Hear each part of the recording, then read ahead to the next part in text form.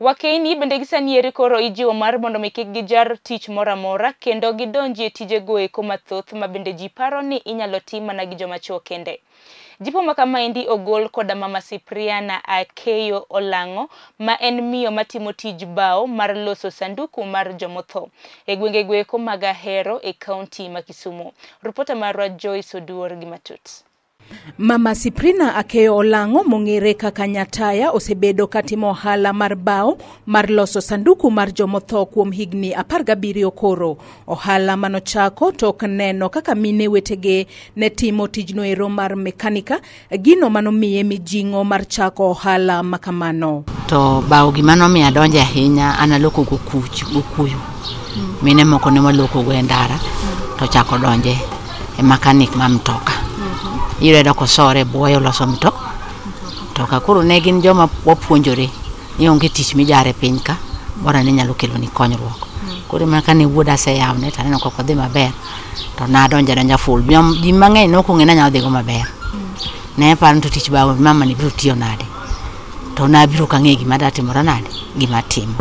Aneno kosedhi koda maber kata uso maber kata customer an go moko somewhere kabiro manaka aneno kokrach kata mana mine mamoko maneno bege neno ka pogruok moro nitie manyalo nyiso ng'ato. Na chako gi kombe gi kitendini to na weyo kora donje Coffins ema kora loso kende na neno ka Coffins chako ywaya we kombe koro ema dhi go mbele sani chako to na chako gi mano kombe gi mesini na weyo koro Coffins ema dhi go mbele sani.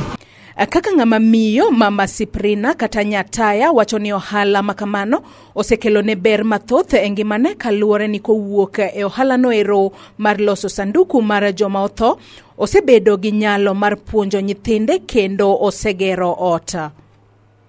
Chon mbele kucho na loko ohala mar wuoth to na weyo ne wachni kabiro chako ma koro nyaka chake aseneno kogola ka kita kama chielo nyithindo puonjona an badak mokracha ahinya utega moko bosegero na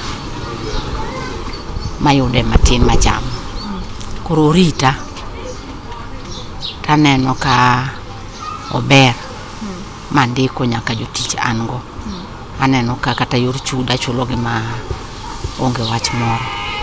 Mama Cyprina Akeyo Olang'o en ranyisi mar miyo marahuma modonjo e tijno ero mathoth ji paroni inyalo tim mana gi joma chuo kende kendo koro ondiko e tich chuo kaachiel kod joma mine wetege bende en koda adiera ni nyalo timo tijno maber e yo makare.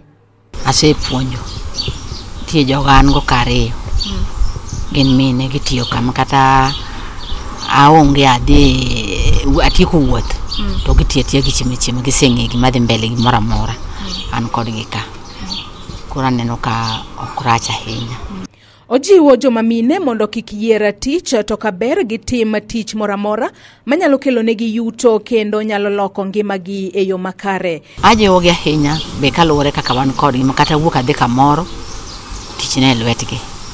Ang'iso gi achiel ariyo adek kako ala chalo ne kika ng'ato oligi mkitineno ka samara dia ka bao taka ugo to ka uso tatimora nade aduoko koro kunde gajiwo ge matek kabisa ni nyaka oandi kidwano je kidwano be motegno to kikaw gir ng'ato kato duoko tamre mano makosa koro aneno ka gimbe gi mako kaka wuyo kodgi no makata onge kata ng'ato ero sani ni dhi yaw mare to yaw tiya.